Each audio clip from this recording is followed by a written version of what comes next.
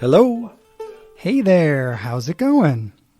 Hey, I'm okay. I'm okay. Yesterday I had my admissions interview at George Fox, and I'm on pins and needles to find out if I get into the counseling program, and I'm just super anxious to hear. It felt like a whole 4-hour long verbal Rorschach test where I didn't know if I had the right answers or not. And it was just like, I don't know, either let me in or don't. I don't know what I did.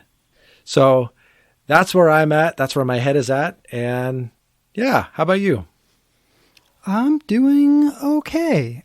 I have had a lot going on, and periodically things trigger anxiety for me. And so I took today off to try to deal with that anxiety, and that was partially successful, though not entirely. I don't know what it is that I expected to have happen. I've just memorized. There are certain rules in my life that I know I have to follow, whether I feel like they're going to be helpful or not, or I feel like they are helpful or not. And one of them is when I hit certain spaces in my head, I just need to take an extra day off to kind of get back to a healthy mental, emotional space. And this was one of those days. Okay. Well, I am super thrilled that you have the opportunity to act on that and can notice that. That's a cool thing. Yeah.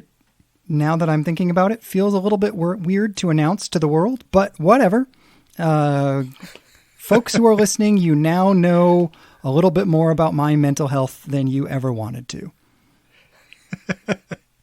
I imagine that at least one or two was going to relate, if not many, many more.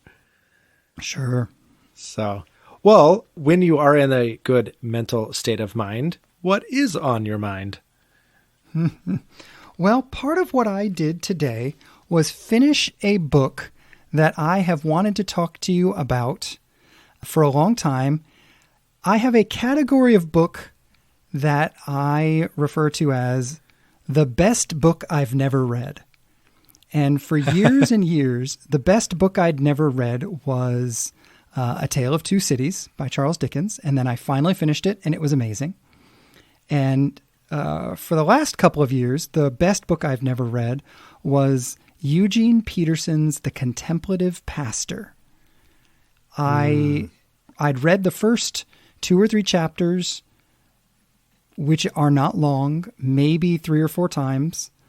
I mentally and verbally regularly refer to them, and had never finished it. And now I've actually finished it. And I am dying to talk to you specifically about this because, first of all, it talks about pastoral ministry, and it seems like one of these books that I think pastors in our era should read, because it's seeking to have a dialogue with the contemporary assumptions that most of us have about pastoral ministry. And I'm specifically curious to talk to you about this because you are finishing the official degree that you get if you want to be a pastor. And so if the goal of that degree is to equip and train you to be a pastor, certain assumptions about what a pastor could be or should be go into the development of that program and therefore are transferred into you. And so as a, lifelong Christian who has seen pastors at work and a recent pastor school graduate, I think this conversation about what Peterson is advocating for in regards to the contemplative pastor is a really fascinating conversation.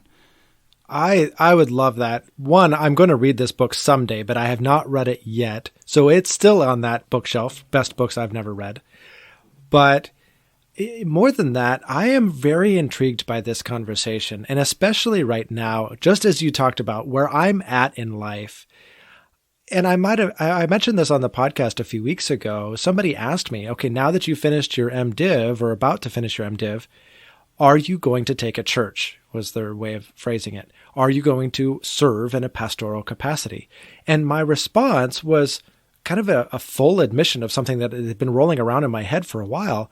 I don't want to run a church. So I don't want to serve in a pastoral role because I don't want to run a church. And I think if I get the vibe, I mean, I've read enough of Peterson to think that this is a safe assumption. He also didn't want to run a church. In fact, I think he used a mild expletive to talk about what it was like to run a church. So I think I'm interested to hear from your perspective as a pastor who often spends his time running a church, and somebody who's just read Peterson, who kind of rejected a lot of that model. I want to hear, like, how does this all fit together? Because you talk about seminary. Seminary seems to emphasize things that don't fit the day-to-day life experience of the pastors that I talk to. It emphasizes good theology and church history and preaching and some pastoral counseling and so just good, church vision and mission kind of ideas and being a good exegete of the Bible, none of which has anything to do with running a church. It's not emphasized in seminary. And having spent the last 4 years not having it be emphasized, I just don't want to do what pastors tend to have to do. Yeah, no, and I live the daily life of running a church, right? I spend hours in planning center services, organizing the minute-by-minute plan of how we're going to run some services this weekend. I spend hours each week figuring out what we need to do to make sure we keep our building up and running. I spend hours every week organizing and planning and responding to how we're going to run events. I edit videos and I plan videos. So I do a lot of running a church. A lot of running a church. And, I have maybe 200 underlined passages in this book. And I don't think I underlined this, so I don't know where it was. For all the listeners out there, 200 quotes. So get your cup of coffee now. Have a nice seat. It's going to be a long episode. Yes. Yeah, so chapter 1, page 6, quote number 1. Right? No, I will pull up some quotes, but one thing that I wish I had underlined, he talks about the fact that it is necessary to do the work of running a church, and it's necessary to do so with joy and happily so. But that can't be one's identity, and it can't be one's primary thing. I think what he's trying to say is that's the stuff you got to do so you can get to do the things you want to do. And what he's really writing about is what needs to be that inner circle of the real things that matter. What are those things that can't get lost in the shuffle? Yeah. So I'm curious, what did you pull away? Like, what is the Josh from Missouri takeaway for what those things are? What should be central? This is a great question. And one of the things he says that I was really challenged by is that prayer should be central and busyness should be non-central. He has a whole chapter about how important it is for the pastor to not be busy. And it is literally after the introductory chapter, it is the first chapter. And I think he's setting us up with that chapter to say, look, if you don't guard your time, the things that have to get done will override the other stuff. And he highlights prayer quite a bit it is a running theme throughout the book. Prayer for me feels like an odd pastoral activity, if I'm being fully honest. Prayer is not on my job description. Prayer is not something I'm paid to do, which is fascinating to me. It is. Like, I would have never thought to put it in a job description. So I'm not blaming anybody, but in the context of this conversation, wow, that's telling. Mm-hmm. And to be clear, this is not intended, anything I say evaluatively of my current role is not an evaluation or criticism of someone else. I wrote my job description. So, I'm not trying to throw stones here. I can freely talk about it because I wrote it. Yeah, but it's funny. Like, had I written it for you, like I would have been in the same boat. I would not have included prayer.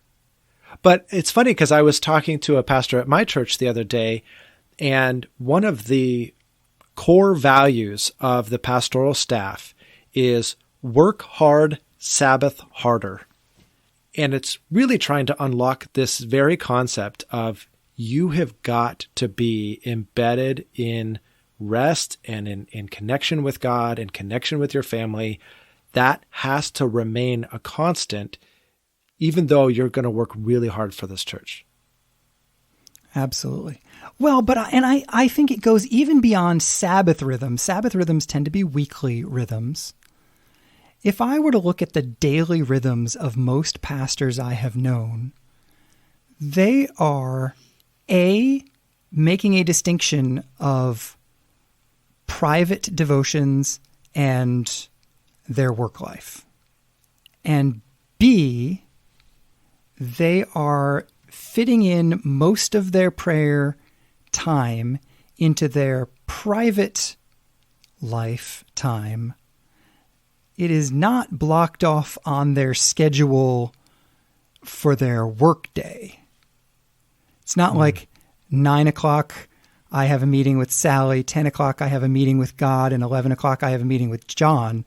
It's, I get up, I pray for, and if I'm being honest, I bet the average for the pastors I talk to, I pray for 15 minutes, read my Bible for 15 minutes on a good day, and then I go about the work, and the work is crunching through emails and projects and planning and programs and events.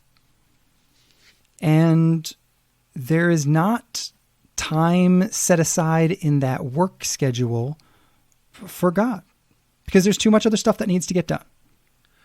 Well, and that's my question, honestly, as I think about this. I'm thinking like, okay, so who needs to change things up here? Does the individual pastor need to change things up? Maybe. Does the system itself need to change? Because this isn't just an individual pastor thing. This is how churches operate. This is how the pastoral role is constructed. These are the expectations of a hiring body, whatever that hiring body is, when they hire a pastor. And so absolutely, what needs to change is kind of one level of the question, but on a deeper level, how? Like, how did Eugene Peterson get to a point where he felt like he was embodying the very things he's writing about? Because that can't have been easy. So one shift that I think is necessary that moves us away from a business model. Everything we're talking about, clocking hours, job descriptions, hiring teams, interview for hiring, all of this is strictly in a business model, right? Like that is 20th century business model speaking. And when you address that model, you are hired to do something. Whereas I think it is more accurate to say, in Peterson's mind, pastors exist to be something, not to do something. Yeah, this came up. I think I mentioned last week I'm reading Tom Nelson's book, The Healthy Pastor or The Flourishing Pastor. And He talks about this in terms of performance reviews and how performance reviews almost never involve how are you growing and flourishing as a follower of Christ. It has nothing to do with what you are being or what you are becoming. It has everything to do with what you're doing and how well you're doing it. And that is an unhealthy place.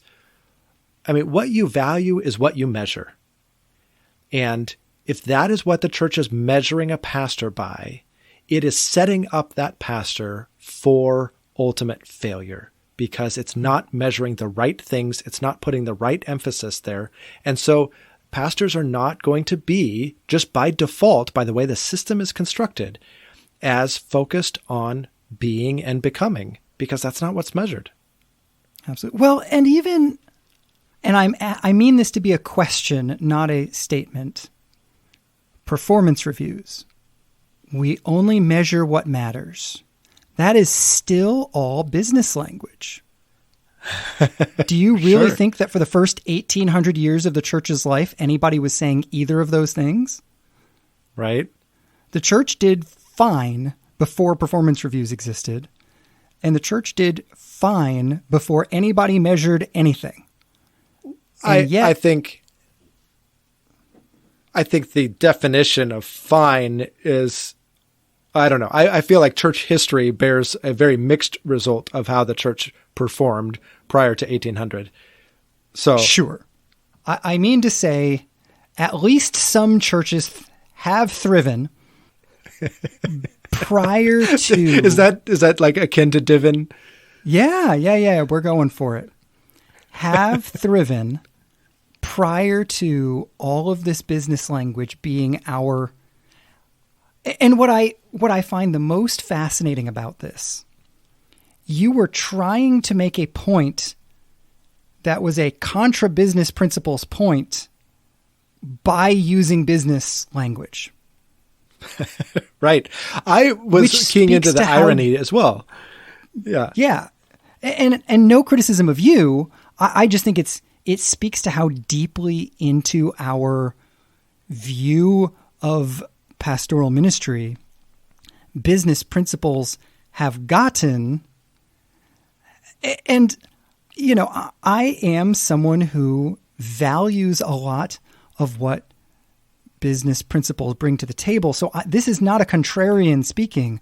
I regularly read Harvard Business Review. I regularly read secular leadership books and listen to secular business leadership experts. So I'm not the guy who's just trying to say all of that should be thrown out. But the conversation Peterson is trying to have is to say, hey, are we questioning all of that? Or are we just buying in wholeheartedly to something that says that the pastor's success or failure depends on what he does and what tasks he performs?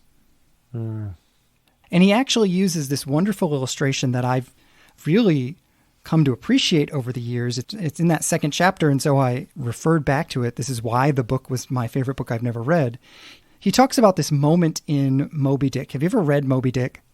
I have not, but I know he does talk about this in other places, so I know where you're going, but go ahead. Okay, so I have not either, but there is this moment in Moby Dick where they are in the little dory, the rowboat, and they are getting ready to go after the whale. And there are however many people, 4 people or 6 people who are rowing. And in the bow of the little boat, there is the harpooner. And he talks about how the harpooner's role is to be still and inactive so that he can be ready to be active with his harpoon when the right moment comes. And if he jumps in and rows with the other rowing people, he is not going to be ready to do his job when the moment comes. His inactivity is an essential part of his role. Mm-hmm.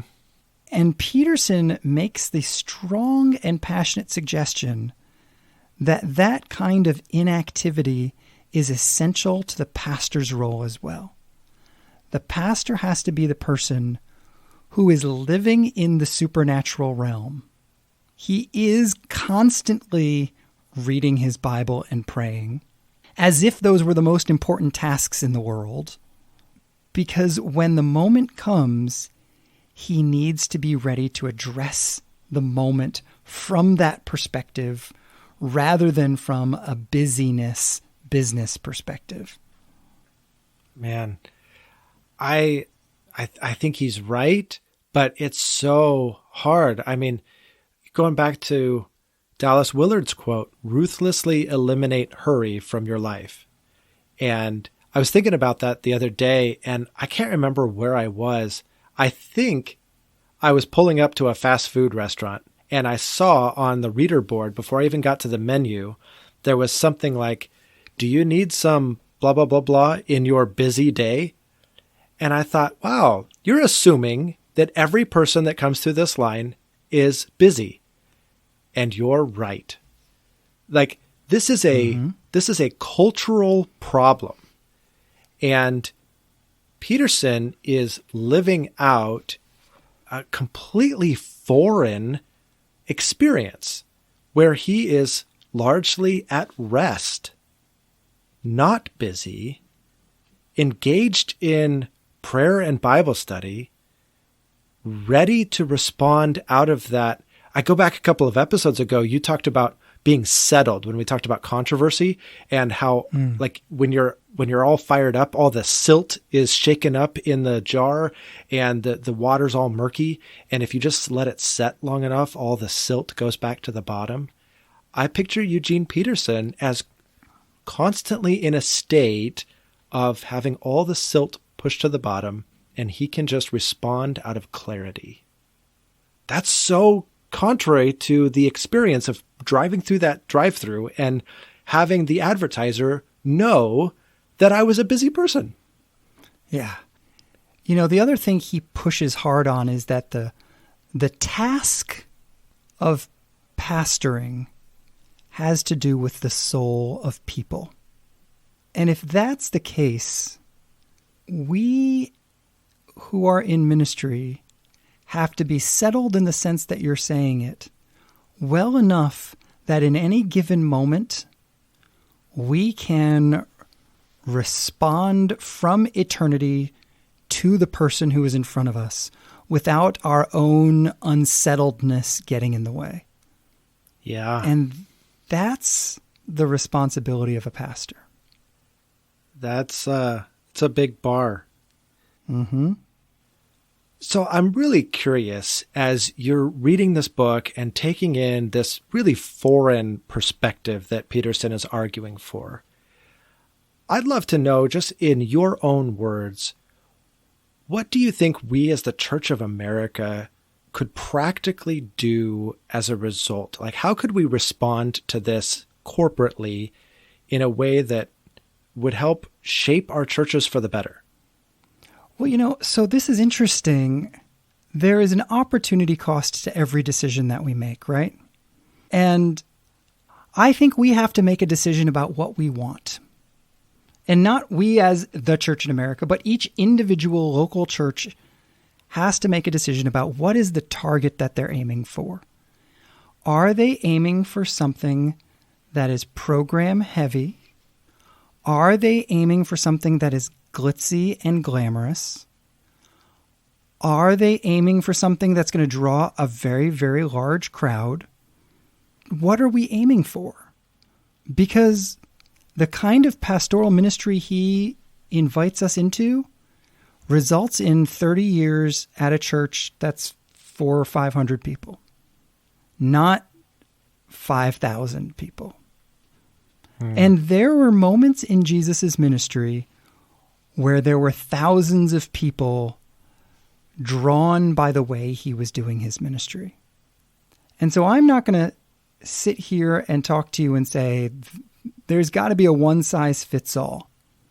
But I do think his invitation is to recognize that if we want to go deeper with people, it is going to require us to reimagine how we use our time as pastors and the glitz and the glamour and the polish and the programs will have to take a backseat to the people, which means they won't be as good because there is a limited amount of time and a limited amount of resources. And ultimately, in our calendar, something's going to win. It's only going to be prayer if we make a formal choice to be the kind of, he uses these words, the subversive pastor and the apocalyptic pastor.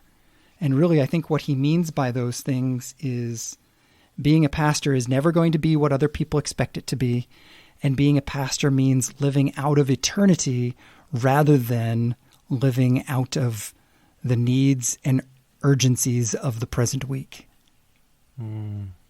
I love that perspective. I think I'm wrestling through at a practical level, then who gets the work done? You use the analogy of the rowers in Moby Dick. Who's doing the rowing then? If the pastor is in repose, or if the pastor has a very confined set of duties, if you will. And so I guess one thing you said a moment ago is you run the risk of it not getting done as well. And I think that is potentially true and potentially false. It really depends, in my opinion, on who steps up to do the thing. I think that you are a rather talented fellow and can do quite a lot of things, but I suspect that somebody somewhere can edit videos better than you can. And somebody somewhere can do the bookkeeping or the taxes or pay the insurance on the vehicles better than you can. And some people can do it worse than you can. So I just think it really depends on who steps up. But maybe, does Peterson even talk about who should be the rowers and how to put the right butts in the right seats? He doesn't. His whole life, he was the single pastor at the church. So it was him. And he basically says, you got to do some of that stuff. And that's fine. And I'll tell you, in my context, there aren't a lot of people who can do a lot of those things. Some of those things, there are definitely people who can do better than me. Absolutely. And I suspect this is an issue for all churches, but maybe not. The number of needs outweighs the number of volunteers. Mm-hmm. Period. And so that's why I end up evaluating and saying, okay, so we have to decide in a world of limited resources who we want to be and direct our resources there. Yeah, that sure reminds me of things that God's been teaching me about Sabbath, and the idea that if it doesn't all get done, is Sabbath still worth it? And exactly. So if the video doesn't get edited, for instance, I mean, we're just picking on one topic here, so not that it's the end all be all, but if the video doesn't get edited because you were doing pastor things. Let's say because I was praying. Yeah, right. You spent 2 hours in prayer instead of 2 hours editing a video. Is it worth it? It's a hard thing to argue against theologically, right? But practically speaking, I think people would chafe at that. Absolutely. Well, and I'll tell you right now, there is no senior pastor in the world that I know who is hiring staff pastors so that they can pray for 2 hours a day. Nor do I know any senior pastor who would be okay with that on any level. That doesn't make it right or wrong. Just because the consensus of American senior pastors is X doesn't make X good or bad. But I will say it is not the expectation. Sure. So having read it, and I just can't wait to read it, do you think this is a book that only pastors should read? Should our listening audience have shut this podcast off a while ago, unless they have pastor in their title? Who would benefit from this book? That's an interesting question that I had not thought about. First of all, I think anybody who is in a church, it would be a fascinating conversation to have with the pastor or whatever pastoral leadership you have access to. It is worth reading this book, not to try to tell your pastor how to do his or her job, but in order to have an informed conversation. Say, hey, I know this is Peterson's model for how ministry should be done, but to use it as a springboard to learn from your pastor what his or her model for ministry is, and to recognize that there are a number of different models. And this is one of the hidden things. Okay, let me ask you this. As a person who goes to church regularly, in the last 20 years, how many different churches have you been a part of? Oh, gosh. I just off the cuff without counting them, we'll say a dozen. Okay. How many of those church decisions have you made because of the pastor's philosophy of ministry? Well, to be honest, a couple. Actually, that plays a pretty large part in how I choose a church or whether or not I stay at a church. So I don't know if that was the intended answer, but I do, that matters to me a lot, actually. And there was no intended answer. I didn't know your answer, and I was curious to ask it because it doesn't make the list of normal answers, I suspect. The pastor's philosophy of ministry is very different from, is he a good preacher? It's very different from, did I like the worship team? But I suspect it will be profoundly indicative of the church's culture in far more ways than a parishioner will understand, unless the parishioner has informed him or herself of the ideas that surround a philosophy of ministry. And this book is a great example of a philosophy of ministry. Sure, right. I think, the opportunity to be informed is wonderful. I also think of, I don't know if you remember this, but when we both, at different times, but we both served in the same church as interns while we were getting our undergrad degrees. And the pastor of that I was talking church, about my internship at that church actually like literally yesterday. That's crazy. Well, as you would, because it's in the hometown that you are now live in. But I remember one of the things from that internship that really stuck out to me. There was a guy in the church, and in my memory at least, it wasn't a guy with a title or any official role in the church. It's just something he took upon himself because he found it valuable. He, every single week, would wash the pastor's car.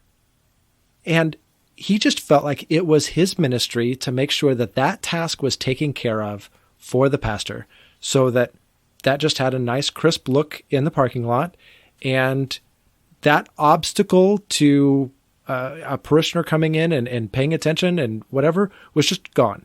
And it was a way to serve that pastor and whatever.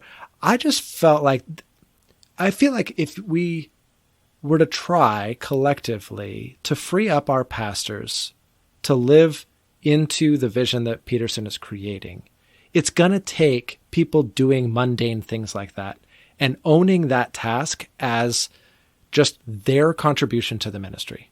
Because if my pastor is not washing his or her car, that potentially frees them up to be doing much, much better things with their time. Absolutely. That's an awesome point. I would say this as well, however. The pastor's philosophy of ministry will inform what he or she does with the free time you create for him or her. And so if you wash the pastor's car and the pastor is driven by busyness or tasks, there's always another task and always another reason to be busy. And again, without trying to say there's a right or wrong philosophy of ministry here, the philosophy matters. And the success, every one of us has a limited amount of success in living out our own philosophy, right? My brokenness inhibits my successful living out of my own philosophies in life. And so there is my philosophy of ministry, and then there is my lived out reality of ministry.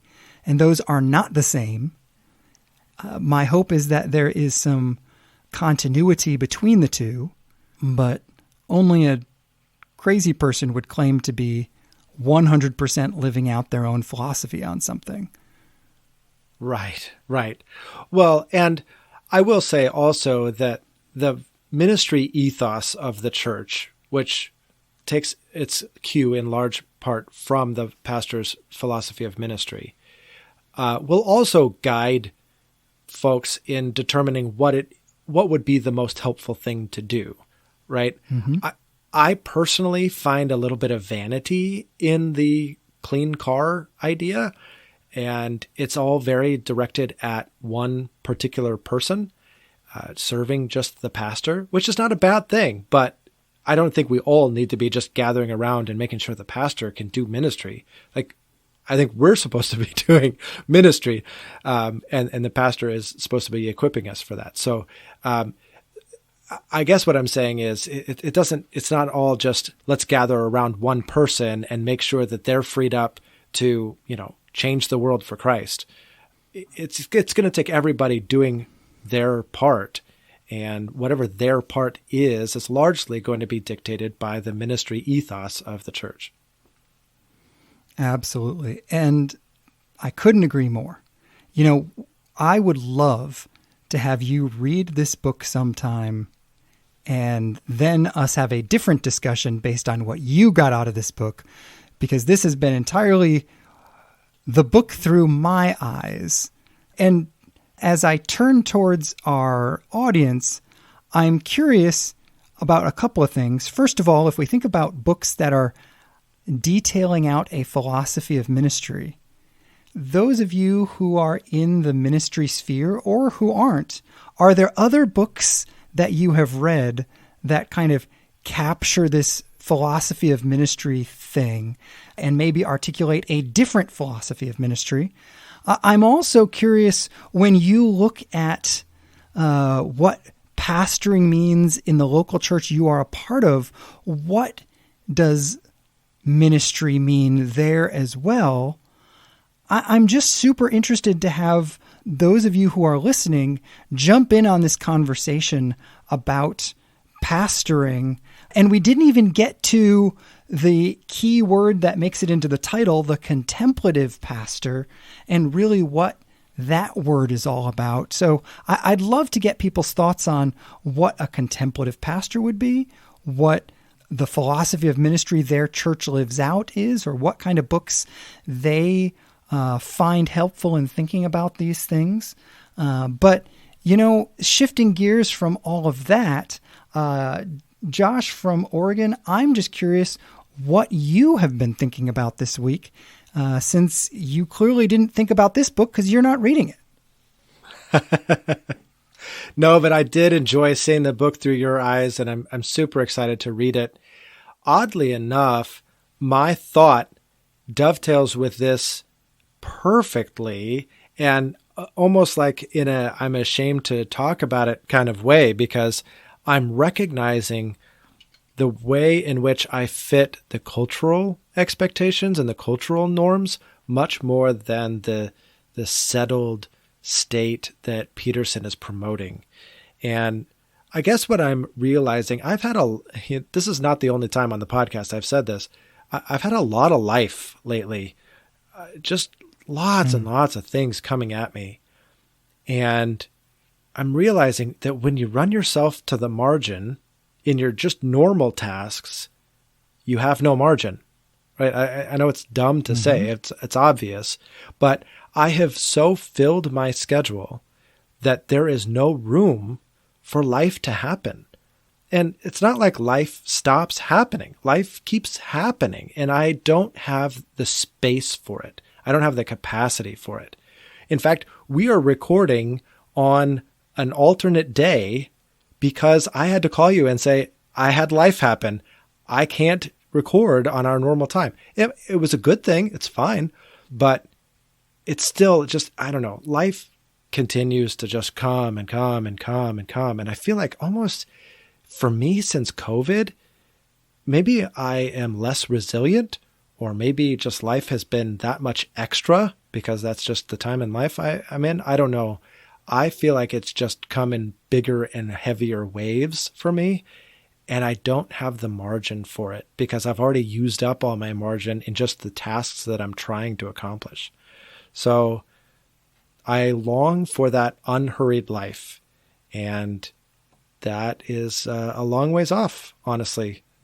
Yeah, that makes sense. It's a hard thing to find a way to live out because it's so profoundly countercultural. Fortunately, it is also an inspiring thing, so it is worth working towards, even if it is not a place we ever arrive. Right. But, I'll tell you what, even recording this on the podcast and putting it out there for listeners to potentially hold me accountable to.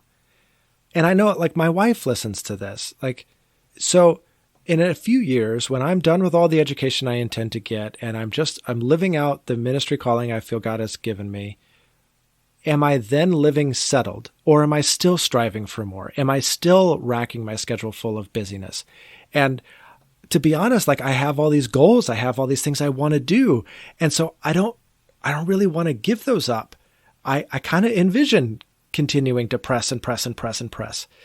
And so to put it out here and say, this is actually a desire, and I may not have the fortitude to even go through with my own desire. I don't know. It's a really complicated thing to talk about. Yeah, absolutely. What about you? What else are you thinking about besides Peterson's book? This also dovetails a little bit with what he was talking about. But, I was thinking this week a lot about reading the Bible.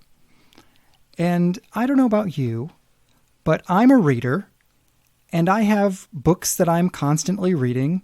I have different categories of books that I'm constantly working on. I have a sort of mindless book that I'm reading right before bed. I have an audiobook that I listen to that requires my full attention. And so I don't typically want to listen to it unless I have 20 minutes or half an hour. So a lot of times I listen to it when I run, those kinds of things. Then I have an audiobook that I'm typically listening to in the shorter amounts of time in my life. And with all of that in mind, I was thinking about the fact that I read the Bible only in the little segments of time that I designate as Bible reading moments. It is not a book I'm reading. Does that distinction make sense? Yeah. And I just found myself wondering earlier today, what would it look like to add the Bible to the books I'm reading and help it escape the little crevices of time that are spiritual reading time and get into the larger pool of times I'm just reading stuff? Yeah. I've thought about this from time to time because I keep track of all my reading on Goodreads. So my current read shelf would, if I put the Bible on there, theoretically always have the Bible on there. I would never get that dopamine rush of finishing a book or rereading a book. And so what I really want is for Goodreads to break up the Bible into its individual 66 books so that I could put on there, I'm reading Jeremiah. And then when I finish Jeremiah, I could say, I finished. And I get that little dopamine rush, I finished a book. That's what I really want. That would it's as nerdy as it sounds. That would legitimately help me.